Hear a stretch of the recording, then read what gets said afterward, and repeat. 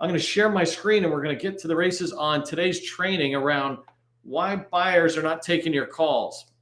Let me just get my PowerPoint lined up.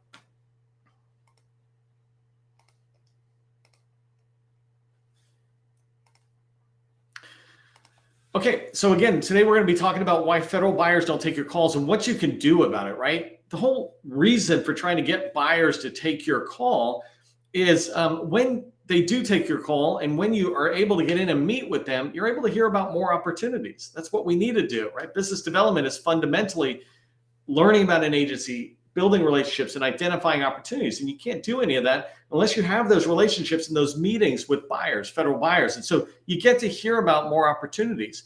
When you do this same kind of thing, getting into agencies and or going directly to teammates, you're able to get invited onto more teams. I've had this left and right because I interact with so many small businesses that I'm able to watch teams get put together and going after opportunities. Somebody just became a sustaining member this week. And my team was like, oh, this is great. Do you know this person? Of course I know this person. They've been a huge friend of ours for a long, long time. And they have interacted with somebody else in our community and they have gone after opportunities. Well, you have to meet with people and develop those relationships in order to get invited onto teams. We think you would fit here.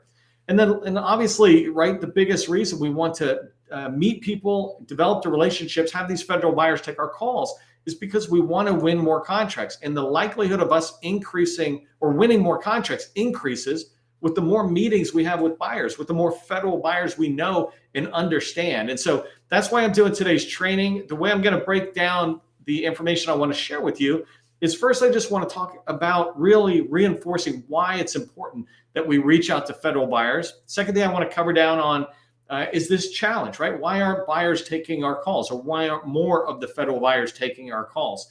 And then the third part is what we can do about it. I'm going to give you some tactical tips that you can take away today and start implementing. Keep this in mind, right? When you're thinking about anything, you need to gain the knowledge in order to develop the skills, and then you will start having the experience, right? The experiences that you want, the repeatable activity, et cetera. But it all begins with the knowledge, and that's what today's training is about. If you don't know who I am, my name is Neil McDonnell. I'm the president of the GovCon Chamber of Commerce, and I want to welcome you to my federal sales training, where I provide tips for success in the federal market. I spent 20 years in the federal market as a small business owner, and since 2018, I've been teaching people like you that government contracting is not a secret, it's just a process. When we follow a process A to Z, we're going to have repeatable, predictable results. That's what I want for you. One thing I would like you to keep in mind is we are completely self-funded. We're not a government-affiliated organization. And I wanted to say this because we just kept getting people thinking that the government is paying for us. No, the very reason we exist almost is because of what we don't see coming out of the government. We want to be able to provide that stuff that I wish I had when I was a small business owner and that you have. So we're self-funded, but we're also supported by our sustaining members. And today I just wanted to give a quick shout out to Chris here. He's with Technical Solutions, runs Technical Solutions, been a big fan of ours, is a sustaining member. And I just want to say thank you. Go take a look at what they do. They do product services or product development. So say hi to Chris in the chat. If he's in here, give him a shout out, give him a thumbs up or something, but definitely connect with him. He's open to connections. For everybody, I want you to help buyers remember who you are, right? Put your company name and your core competency, 2 or 3 words into the chat. Let the buyers know who you are. Help me remember who you are and my team. And then help everybody in the community see who you are. Oh, that's what you sell. That's where you're at. You're over in, in San Antonio, Texas, for example, or this is the agency you're trying to go after. Share a little bit of information, not big paragraphs, but little bits of information throughout the chat when you're in a community helps people begin to get to know you. And that goes to the last bullet I have here is just remember to engage in the chat. It is your community. Part of this is training and part of it is your ability to network. I enable you to network every single day with 50 to 100 people live. That's fantastic, right? That's a really good opportunity. Take advantage of it. If you are not, make sure you connect with me on LinkedIn. We have a lot of people who watch on other social media platforms, especially on YouTube. Please come on over. We'd love to have you in LinkedIn. This is the platform, the only platform that really enables us to collaborate with each other, building a community around government contracting. Second thing is, if you're not already subscribed, make sure you subscribe to our government GovCon Success newsletter. We've got almost 10,000 people subscribed in there. I'd love to have you join us. If you're already a subscriber, make sure you push the word out. Let others know. I share a lot of information. Please don't ever keep a single bit of it for yourself.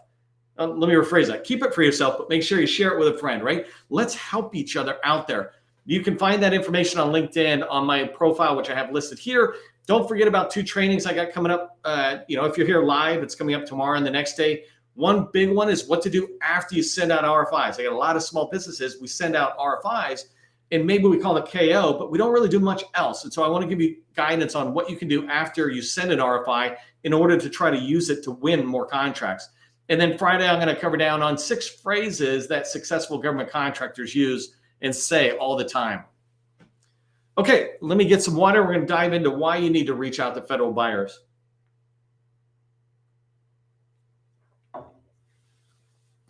I alluded to this early when I was introducing the training, right? But reaching out to federal buyers, having that first meeting, it's fundamental to our success. It's really important. People buy from those they know, like, and trust, right? And when you have meetings, it's your chance for them to begin to get to know you. And as you have more meetings and you talk about what you do, you talk about your area of expertise, they're able to begin to trust you because they're listening to you and they can hear you sounding like a subject matter expert, or what we like to call a supreme domain authority, right? But when you begin to weave that expertise into their challenges and their goals, they really begin to trust you. And that's where the like begins to happen. They begin to like you, not just trust you. I like working with this company and this person, right? So people buy from those they know, like, and trust. But if you can't get into a first meeting with some of these federal buyers, how can they even begin to know you, let alone trust you and like you, right? And so that's an important reason for reaching these federal buyers. Once you are reaching these buyers, some of the value of having these relationships in these meetings is that you're able to learn about an agency, right? Business development in particular is about understanding an agency better than they understand it themselves. The reason I say that is because when you go in, you're looking at the whole agency and you're trying to figure out where it fits, et cetera. The people who work inside of an agency, they tend to just be focusing on their office. They're in a program office or like the HR department, whatever it is. They're not trying to understand the whole agency, but you are. That's our job as vendors who want to support an agency, is to learn about that agency, understand how it's organized, right? To understand the challenges they're facing, and they're very candid with their challenges sometimes, and understanding the goals. What's your goals in the next fiscal year and the next 5 years? That's a really important thing to understand. I just put out a strategic plan yesterday. That's a 4-year strategic plan that lays this out for CISA, a DHS component, right? I still recall when Gus and I met, right? Gus Felt, partner here. He and I met when he was just getting started in government contracting, and I was his mentor, right? That's how we were able to develop the relationship we have today, as we began to work together in this stage. And what I watched him do in a short amount of time when he learned about an agency, in this case it was DLA, through his commitment to learning about the agency, he learned more about it than the people he was having a call with, so that when he had the call, he was able to shift the authority into his favor, because they looked at him and they said, "Hey, where'd you find that document?" And he was like, "That's your document." And this is what I mean by learning about an agency. When you get in, you're able to get that kind of information and share it with others. Being on their guest list, right? This is an important part about having meetings. If you get in and have a meeting and they know you, especially if they like and trust you, then when they have an opportunity for market research, they're going to come to you. They're going to invite you to the table. "Hey, a bunch of vendors, we'd like some information," and you're invited because we know you, right? You got in the door and you talked to them and you got on their radar.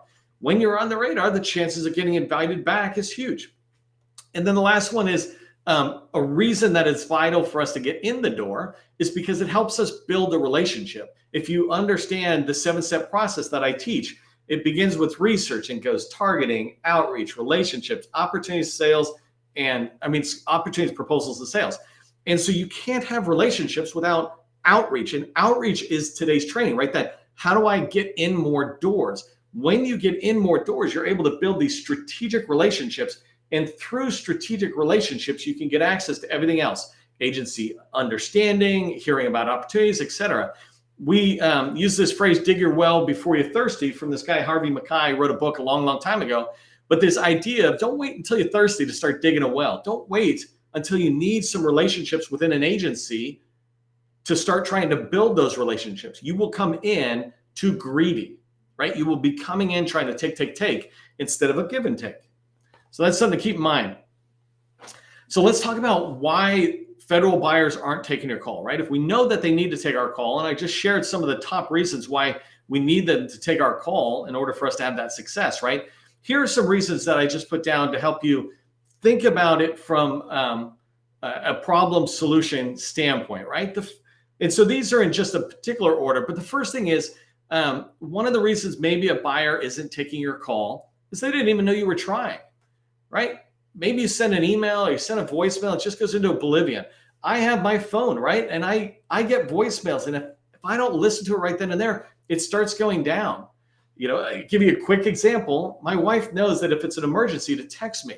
That's how bad I am with phone calls and voicemails or any of that stuff. But if it's a text, I look at it. And so one of the things to keep in mind is when people have a bunch of emails coming in, it's very easy for things to move down. Think about your own inbox right now, right? If you look at your inbox, how many emails do you get in a single day, right? Think about that. Actually, put it in the chat. Just tell me, on average, are you getting 25 emails a day, 50 emails a day? Now imagine the federal buyer. How many of the 300,000 small businesses that are in the federal space might be trying to reach out to these federal buyers, right? How many calls and emails are they getting? Well, the chances are your request for a meeting with them might just push down. It's as simple as it's down. That's why we use this phrase, hey, John, I'm just bringing up this request for a meeting to the top of your inbox, right? We'll talk more about that. The second thing second reason on why people might not be taking your call or scheduling a meeting with you is because they're just busy. They're busy for so many different reasons. They're busy because of the job, or the boss is on their case, or they've got personal life. Right here, I got a wound right in the middle of my head while I'm doing video, which is, could be embarrassing. It's not, but I got that from something that happened in the household with my kids. It was fun, but it was bad. But I had something, so it's an emergency. I've had my kid break his arm. I've had another kid do this. Well, that's life, right? So if you're trying to ask me for a meeting and I'm ignoring you, I always tell you, people ignore you not for the reasons you think, right? They're not ignoring you because they wish you'd go away. They're ignoring you because they have other things filling their mind. They're not looking at you and your request to have a meeting and saying, oh, I'm going to ignore that, right? They're just busy. And so if you recognize that, then it's your job to kind of stay on their radar as you go forward. But most importantly, don't blame them because when you blame them, you begin to not see that you could be a part of the solution. I'll talk about that in the next slide. So those are just some reasons on their part, right? Maybe they didn't know you were trying, or maybe they're busy. From your perspective, some of the reasons the federal buyer might not be taking your call or having a meeting, scheduling a meeting with you could be your fault, right? And I say that very gently because if it's your fault, we can fix it.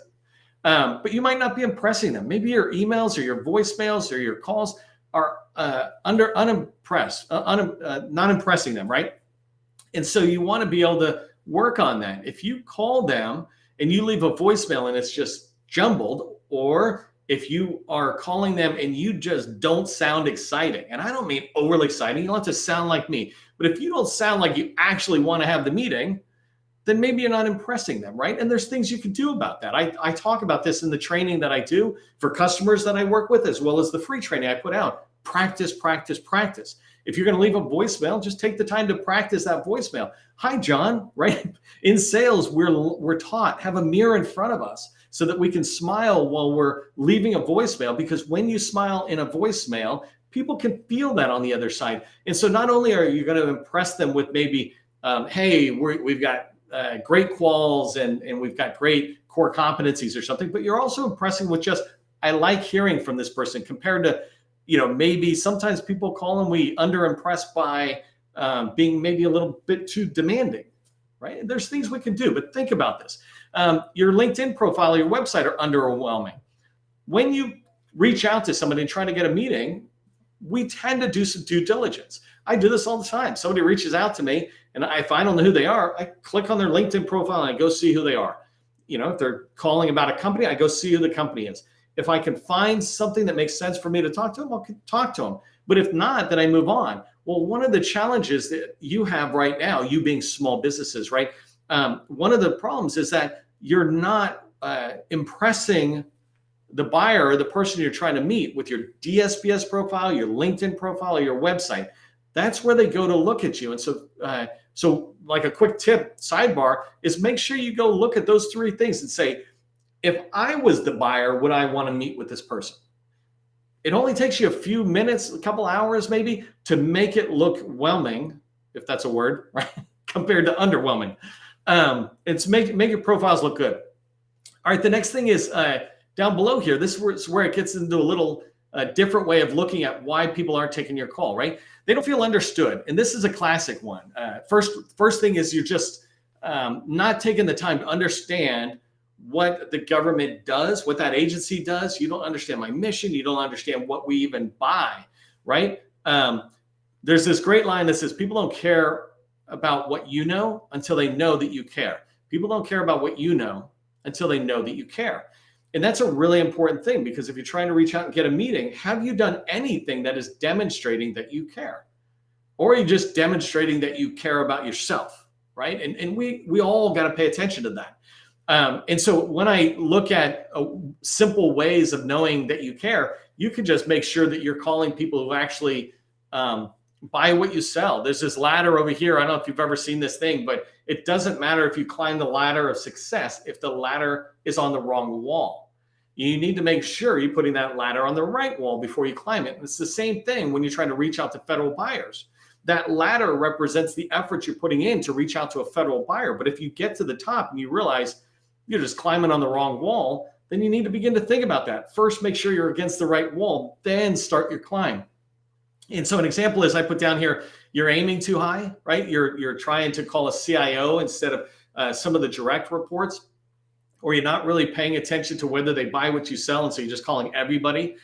We did that actually just a little bit ago, just to use it as an example. It comes around. It's totally fine if it hits. You just got to learn and move forward. But we were reaching out on behalf of a customer of ours to somebody. And it turns out these particular people we're trying to reach out to, we got 3 in a row where we're like, hey, we don't really take those calls. You know what? Okay, perfect. We're going to reshift who we're going to call. We realized really quickly on 1 or 2 rungs that we were on the wrong wall. So we climb off the ladder and we put it on the right wall. And you can do that same thing when you're thinking about, am I aiming too high? Am I calling the people who would likely take my calls? Okay, so let's talk about what you can do to get federal buyers to take your calls, right? I teach this thing, and I might even say it a little later, but you want to take responsibility in order to gain control. So earlier I had said it's kind of your fault, right? And I said that very softly. But right here, if you're not impressing them, that's not their fault. That's my fault, right? It's our fault. And so when you're thinking about what you can do, one of the things I really want you to keep as a belief is that if I take responsibility, I can get control. Responsibility is not about blame. It doesn't matter. We're not here to blame anybody. We're here to go, who has responsibility? And this is the really important part about this. If you say the government, federal buyer you're trying to reach has the responsibility for making sure you guys are able to connect, it's their job to meet with us and to talk with industry. If you say they have responsibility, then they have control. And the only thing you can do is sit back and wait for them to decide to change their mind, for them to do something. But if you take responsibility and say, I have responsibility for making sure I'm meeting with the federal buyer, then you now have complete control. The other person is just going to get on your roller coaster and go wherever you go, but you're in control of that roller coaster. You're in control of the success. You're in control of whether you start meeting federal buyers more and start having more meetings. So one of the things I mentioned is that, maybe when you're reaching out and you're calling them, you're not really impressing them. And what I meant by this is that you have a first impression, and I don't believe there's only, there's such a thing as only first or one first impression. I believe you can come back and correct it over and over again. As long as you're not a jerk and unprofessional, like mean, you have a chance to come back. You can screw up and go, I screwed up. Can I fix it? And everybody's generally pretty nice that way. So anything that you haven't been getting traction on, that's fine. But what you want to do is to use templates and scripts when you call somebody and leave a voicemail, or when you call somebody and you're asking for a meeting, that first few seconds, you want to have a script that allows you to get started and to not babble about your whole company and give out an entire capabilities briefing when all you're trying to do is schedule a meeting. And if you're following up or even starting with an email to try to get a meeting, you want to use template emails so those emails get you in. I've got whole trainings, separate trainings on those. You can go watch. that describe how do you do that. But the biggest thing to keep in mind is you want to be concise and drive directly to what you're looking for, while giving them one, what I call a teaser at the moment, one thing that teases them to why it would be worth my while to meet with you. An example of a teaser is, we just used this actually today with a particular customer we're helping. It's like, hey, we've been, and I'm going to make up a company here, but we've been working with Boeing for the last 10 years over here. I'd love to sit there and talk to you about perhaps supporting your division. What I'm teasing that Boeing company about is that, hey, this is a company that's got proven value to my company. They're just not working with me. Let me give them 15, 30 minutes to talk. And so that's an example of a teaser that gets put into a template or a voicemail script. When you use these voicemail scripts and templates, you're adding a level of professionalism and process to your outreach, which enables you to be able to impress them enough to maybe give you the meeting or go research you. And this goes to my second bullet, right? Be findable and attractive. You're going to be findable because you're reaching out, right? But when we describe visibility, we say you should be findable and attractive. That's what visibility means. People can find you when they're looking for a company like yours. And attractive means that if you say you do plumbing, everything about your company marketing material says we do plumbing. It doesn't also say we do cybersecurity and something else. That shows disorganization. This is probably not a good plumbing or cyber company. But when they come in and they see all plumbing, or if you're a cyber company, all cyber, then you're attractive. And so if you're trying to schedule a meeting with them and you have your core competency locked down, your website, your LinkedIn profile, all have this consistent message. It doesn't have to cost a lot. It just has to be you saying, this is what we do, and here's some a little bit more reinforcing material around that. So going with this idea of visibility being findable and attractive, you also want to keep in mind that you should be omnipresent. This is something you want to begin to develop. What omnipresent means is to be present everywhere a buyer might look. So an example of where you should be, absolutely, is in DSBS, right? The number one market research tool is DSBS. Second place you need to be in is in LinkedIn, right? That's where they'll go look. Your website, actually, no one goes to your website to look for you. They'll go to Google maybe and find a company like yours. But really, your website's just minimal to me. It's in DSBS, in LinkedIn, your profile. And again, you want to be attractive in these spaces. So speaking to your core competency, you also want to be in supplier portals, right? We've got a customer that was reaching out to Army Contracting Command, and APG, they have their own vendor supplier portal. And so they registered in that supplier portal. So they're visible to those contracting officers when they look at their own supplier portal. This is what I mean by omnipresent, is where are people? And then something else you can do because you're a vendor is in LinkedIn in particular, make sure you're sharing some content, even like once a week, once every 2 weeks, some content that goes along to your core competency, cybersecurity, or elevator services, et cetera, plumbing, something that says, hey, we're experts at this. That way, when people are looking on different platforms or different tools and they see you, you're omnipresent and there's a consistency around the attractiveness of your business.